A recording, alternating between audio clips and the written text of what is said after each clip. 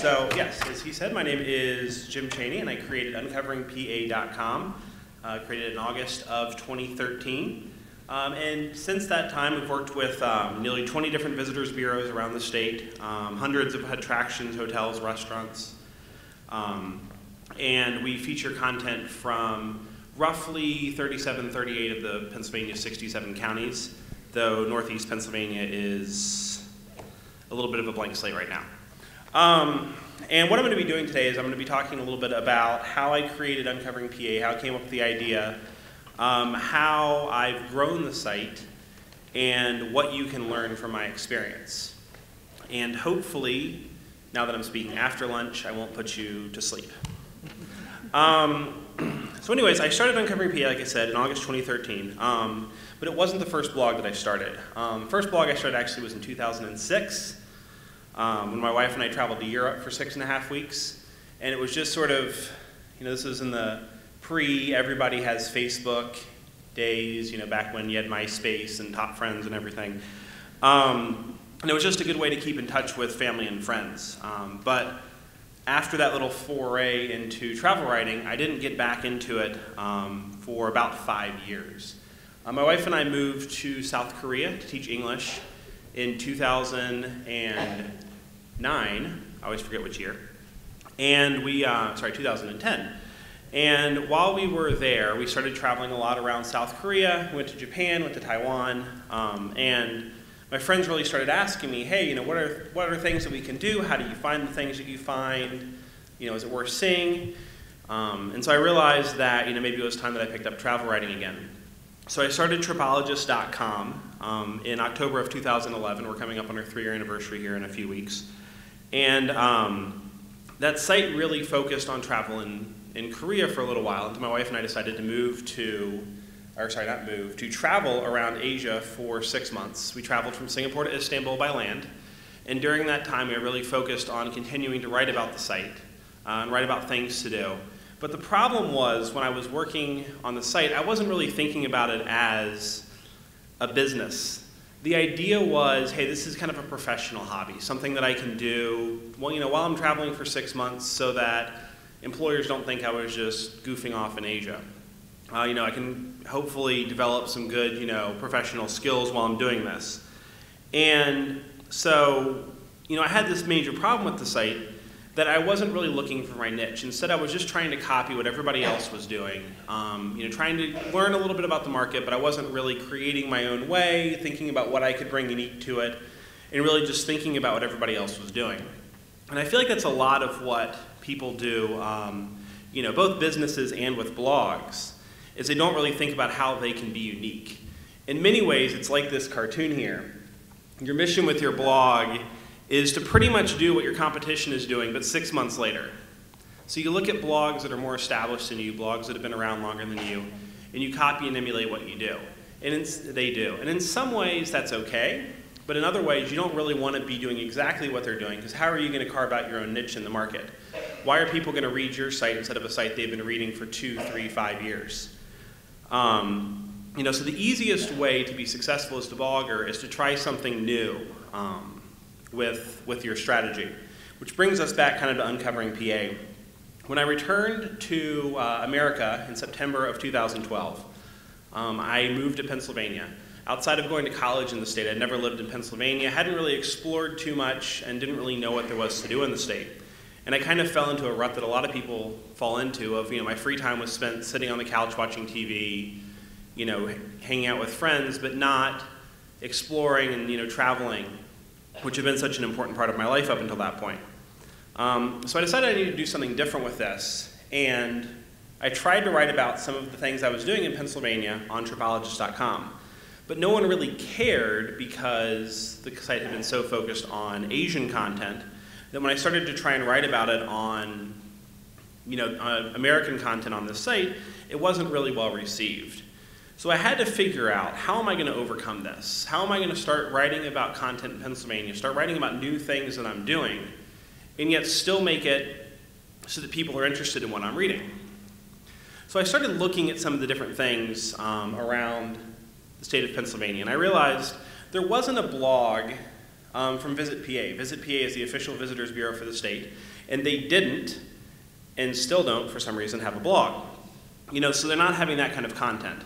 The official visitors bureaus, of which there's probably 50 to 60 of them around the state of Pennsylvania, very few of them have their own blogs. And the blogs that are out there are very promotional and very positive. Everything has to be the best thing ever. There's something for everyone to do. Everyone will enjoy it. And quite honestly, that's not true. Even they know it. That some sites they just don't really want to promote, but they have to because that's their job. They can't really be genuine with their readers. There also weren't any bloggers that were covering all of Pennsylvania and just Pennsylvania as far as travel goes. There were bloggers covering corners of the state, Philly, Pittsburgh, and there were people who were covering Pennsylvania and beyond, kind of things that they could do outside of Pennsylvania, but nobody was covering that particular niche. And there also were very few guidebooks of things to do in Pennsylvania outside of the Philadelphia area. So I realized that this was something that really could be marketable, something that really could fill a niche in the market. And thus, like I said, in August of last year, I debuted UncoveringPA. Now, once I figured out what I wanted to do with the site, I still had to go through and redefine what I was going to do with the site. So I asked my family and friends, my readers on Tripologist.com, I said, what 3 to 5 words come to mind when you think of Pennsylvania? And I got a lot of really good responses, but 2 of the most common responses were Amish and steel. Very different things, but they showcased, I thought, a great thing because it was 2 different areas of the state, 2 different facets of the state's history. And so I came up with the slogan, Travel Beyond the Amish and the Steel, to showcase that I was going to get in depth into this state and cover the whole state. Another thing that I realized, I was thinking about what kind of niche I could fit myself into, was that my travel experience gave me a unique perspective. For example, when I went to Clearfield County, water bottle from Clearfield County, thank you, I visited Bilger's Rocks, which is a tourist attraction there. And when I was there, I was walking around and I realized, in many ways, these are similar to the Angkor temples of Cambodia. Angkor Wat may be something that's familiar to some of you. Because the trees were growing out of the roots and out of the rocks and around them. And it was a unique perspective that I was able to bring to the article that I wrote about that people hadn't thought of in the past.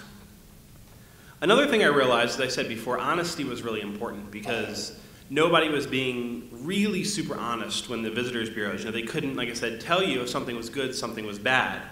In any kind of blog writing, you definitely want to make sure that you're honest with your writing.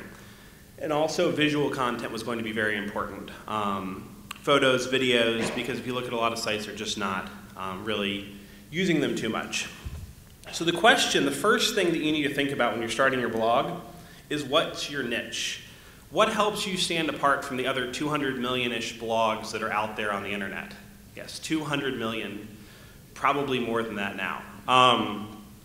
If you're just starting a blog, the best time to think about this is before you buy your URL, design your logo, or even write your first word. However, even if you've been blogging for years, thinking about your niche is important, because even if you came up with a great niche in the beginning, your place in the market can change over time. But we'll talk about that in a little bit later, what I mean by that. Now, even having come up with a good niche, I still had some problems when I was starting the site. I didn't really feel like I knew enough to be an expert about Pennsylvania travel. As I said, at the time I started the site, I'd only lived in Pennsylvania for about 11 months. So it wasn't really something that I knew a lot about. And I felt, a little bit discouraged because there's, people out there that know a lot more than I do. And really, that can translate to any niche that you might have. You may not be the foremost expert on anything, but just because you're not the foremost expert doesn't mean that you might not be able to bring a unique perspective to the topic. Another problem I had was that no one was doing exactly what I was doing. Being the first person in a niche can be great, but it also can be a big challenge because you're having to set the standard. You're having to talk to people for the first time who have no idea what you're trying to do. So that can definitely be a major challenge. In the same vein, I didn't know anybody in the industry. I'd been working in, I'd done travel blogging for 2 years prior to starting the site. But when it came to Pennsylvania travel, I didn't know anybody who could help me out and get me started in that. And lastly, and this is something that probably a lot of you face as well with your sites, when you have a new site, or even a site that's been around for a while, it can be really hard to get noticed on search engines, because you have so many other sites that are competing with you for the same topic that it can be very difficult. Here's an example of that. This is a Google snapshot from just a couple days ago for the Utz factory tour in Hanover, Pennsylvania. It's one of the more popular articles on my site, but it has a major SEO problem. No matter how much I optimize the article, it's almost impossible for a blog to outrank sites like the company website, TripAdvisor, the local visitors bureau. So when you have competition like that, it can be challenging, and just because this is my competition, I'm sure you all have competition as well that you have to deal with. Now, just to kind of show you a way that you can combat that and how I kind of worked around that, this is another Google snapshot about an article I wrote about Swatara Falls, which is a little-known waterfall just off I-81 in Schuylkill County, about an hour south of here. Because the sites I mentioned before, visitors bureaus, TripAdvisor, etc., don't write about waterfalls and a lot of outdoor attractions, I had the ability to write a targeted article that would generate traffic from Google and get me a high search ranking. The article about Swatara Falls usually does rank #1 if you just type in the generic term Swatara Falls. But I wanted to put up here something else to show you, another strategy you can use to help yourself rank on Google, which is long-tail keywords. Long-tail keywords, for those of you who don't know, is a string of words put together that people might search for, a more natural phrase. So instead of a specific brand name or a specific single word place, something along the lines of how to get to Swatara Falls. And using these long-tail keywords, it's the type of things that people are searching for, and it can allow you, if you find good ones, to rank for searches that people are actually making. Just a few more examples here. If you search on Google for Martin's potato chips, I am not #1, but usually Martin's Potato Chips Factory Tour brings up UncoveringPA as the first site. The White Cliffs of Kenoi is not a search term that I usually am #1 for. However, visiting the White Cliffs of Kenoi is. And lastly, I don't usually rank #1 for Hector Run Falls, but I do rank #1 for how to get to Hector Run Falls. So using these long-tail keywords, which is what a lot of people use when they're searching anyways, can be very beneficial to helping your site do well in search engines. Now, when I started the site, there was a few things that I made assumptions about which ended up being incorrect. I thought that videos would be very popular. I thought that popular places, well-known places, would be the top post on my site. And I thought the site's signature, what the site was known for, was going to be its honesty. However, what I've discovered over the course of the last 14 months since I started the site is that videos really aren't that popular. With the exception of when they really amplify and really help to explain something, they don't really add a whole lot of element to my particular site, which may vary for you. Another thing I've noticed is that offbeat places tend to do much better than popular places. Usually the more popular places, the less likely it is that somebody's going to read about it. In the same frame, outdoor attractions tend to be much more popular than museums. And the site is known for finding unknown places. While we are known for our honesty, and people in a recent survey ranked us very high for that, it's not what people really think about when they think UncoveringPA. Similarly, articles that are more in-depth tend to do very well. And I bring this up because no matter how much you think about your niche and your branding before launching your site, you'll need to do a few course corrections once you've had a chance to analyze what resonates with your audience. If you stick to doing what you've done since day one, without making any changes, you aren't likely to achieve the success that you could make if you're willing to tweak as you go along and you're willing to admit that maybe some of the things you initially thought aren't correct. So like I said, you need to be always willing to tweak your blog. Just because you came up with a killer idea for your blog, you're rocking it on social media, your traffic is increasing, don't be afraid to try something new. Don't be afraid to try a new tactic.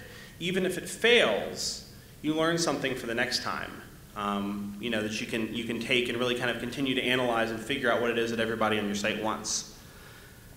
Another way that you can adjust as you go and figure out exactly what you need to do is to ask your readers. Obviously, this is a little further down the line, but I did a survey after the site was around for a year, asking my readers what they liked about the site, what they didn't like about the site, what kind of changes I could make, that sort of thing. And it really gave me a lot of valuable insight into what my readers were looking for and what they wanted. Some of the things were things that I already knew and it reiterated for me. And some things were new information that I hadn't thought of before. And I've been implementing into the site as I've been going with great success. Another thing that you really can be doing to help building your site and adjusting as you go is using targeted marketing. Now, I'm not talking about spending a lot of money here, going out and buying a $100,000 billboard for your site or your company. As little as $1 a day on Facebook can be amazing for the amount of traffic that you're generating from Facebook. And what Facebook really knows about you, if you go and delve into it, is quite scary. They, you can target by gender, by age, by buying intent. They're rolling out here in the next couple of weeks a thing where you can actually target people who have recently been within as little as a mile of your business location. So using Facebook advertising can be a great way to drive traffic to your site. And I could do a whole session about that without even scratching the surface. But the point is that advertising is a great way to help bring people to your site, even if it's low-cost advertising on things like social media, Google AdSense, and other social media networks are really starting to run stuff out now too. Pinterest, Instagram, Google+, are all going to be bringing out advertising options in the future, so it's definitely something to think about. However, if you don't have money to spend on your blog, there's still things that you can do. Obviously, being engaging on social media networks, guest posting on blogs that are in your niche, asking other influencers to share your content can all be great ways to get your point across.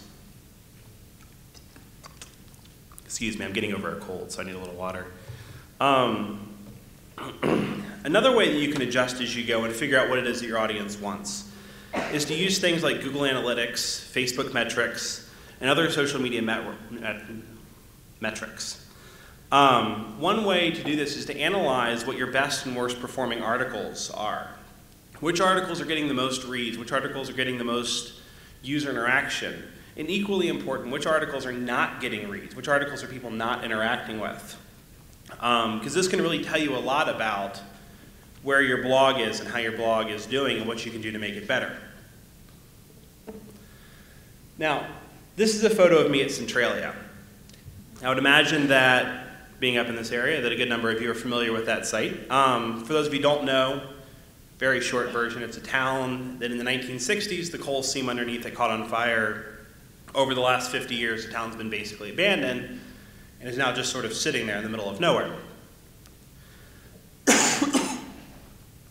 Now, before I put this article up, I knew it was going to do very, very well.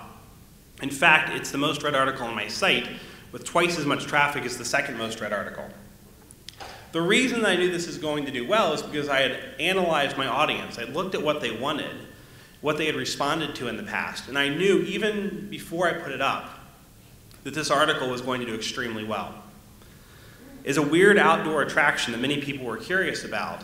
It's something that has already proven to be very successful with my audience. The second most read article on my site is an article that actually just went up about 3 weeks ago about free things to do in Philadelphia. This article did really well because it's the most in-depth list on the internet. It took me a very long time to put together.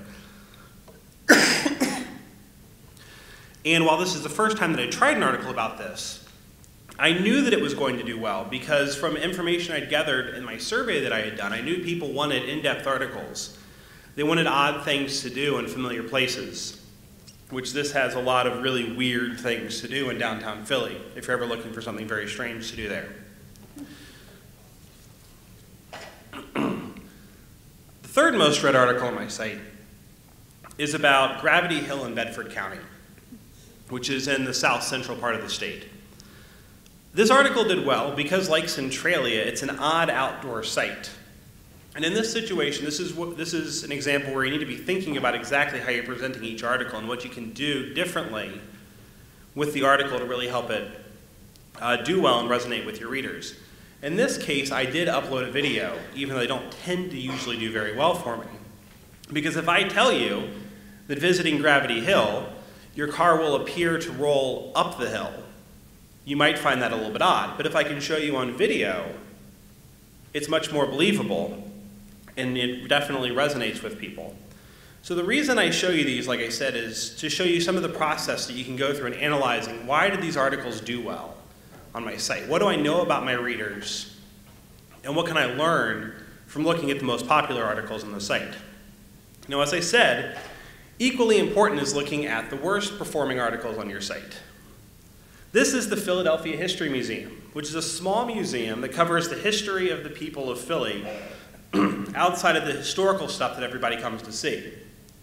This article has received less than 0.003% of the page views that my article about Centralia did. Now, looking at this article and looking at the other articles that are the lowest page views of my site, it led me to a few conclusions. First of all, I had the entire point of the article in the title of the article. I called this museum skippable right in the title. Now, I think that's, great. Unlike what was said earlier, I actually think that writing negative content on occasion, when it's warranted and when it's an honest opinion, is important because it allows your readers to know that you're willing to do that. However, by putting in the title the word skippable, I let my readers know that not only could they skip the museum, but they didn't really need to read the article either. Interestingly, actually when I was preparing for this speech, I noticed that of my least popular articles, a good chunk of them are about museums in Philadelphia.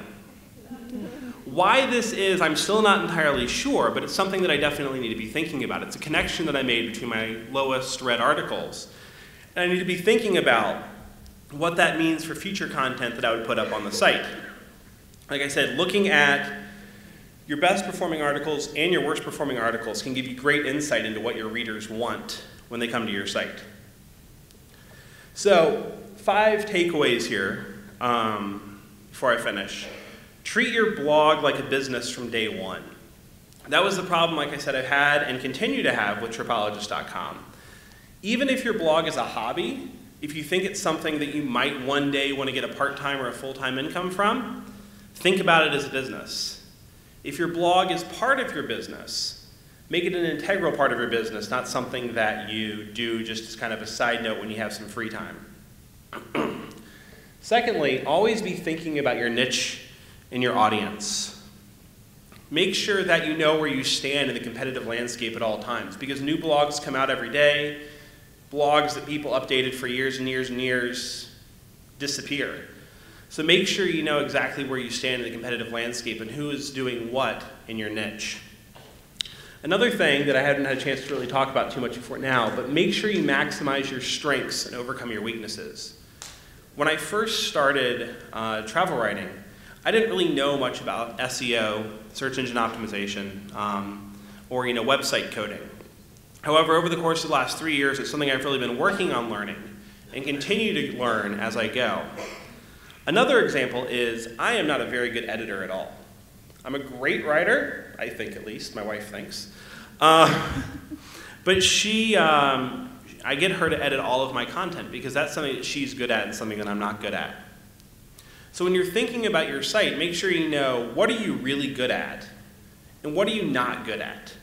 And figure out how you can either learn those things, or if they're really critical to the success of your site, like not having lots of spelling mistakes, like I would have otherwise, make sure you find somebody who can help you with that. Marketing is very important, and like I said, with social media networks running out new advertising networks every day, and with the likelihood of reach decreasing on every social media network, as I'm sure many of you have noticed on Facebook over the last year, it's going to be even more important. Whether you decide to go with paid marketing or free marketing, make sure you're really thinking about exactly how you're going to market your blog so that readers will want to come to it. And lastly, be persistent. It took about 6 months for UncoveringPA to start growing at a rate that I wasn't embarrassed about. But then it hit a point where the ball really started rolling, and from February to August, traffic increased 2,700%. Many blogs fail simply because the owner doesn't stick with it. They eventually grow tired, they get upset that nobody's reading, and they let it go. Whether it takes you a month, 6 months, or 6 years, you'll eventually start to pick up steam with your site. And if you're persistent and you're building your blog intelligently, you will succeed.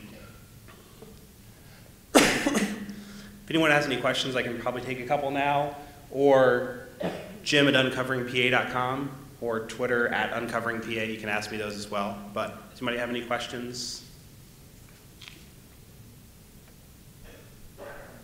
Yes?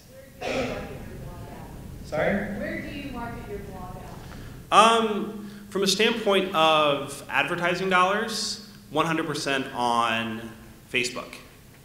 I've had a lot of great success with Facebook. There's a lot of ways that you can really dive into it. You don't have to do a lot. I mean, I put less than $100 a month into marketing the site on Facebook. And that's where probably 40 to 50% of my traffic comes from, just with that small investment into it. So it's definitely worth looking at it. But like I said, there may be other places that work better for you depending on your audience. Google AdSense, Twitter has advertising, and like I said, Pinterest, Instagram, Google+, those are all rolling out advertising in the future as well. You said at the beginning that you were asking people for feedback. Where did you just random people on the street, or was it part of your blog that you got that feedback? Or As far as coming up with like the title and slogan? Yeah, as this was something that hadn't been done before, as kind of a niche. Well, I had the benefit of already having another site up, which had a worldwide audience. So I was able to ask them what they thought. I asked family and friends as well that I thought would be in my target market. What ideas they had, both people who lived in Pennsylvania and people who didn't live in Pennsylvania. But you can ask, you could ask people on the street, I guess, if they're in your target market. You can ask customers if you have, a business the customers are already coming into. And like I said, friends and family are a great resource as long as you make sure that you're asking people who you expect will actually be reading your blog. You noted that your readership picked up after a certain point in time along your blog's lifetime. I was wondering what adjustments you always think about your niche in marketing. What adjustments did you think, or could you correlate some of that to that change?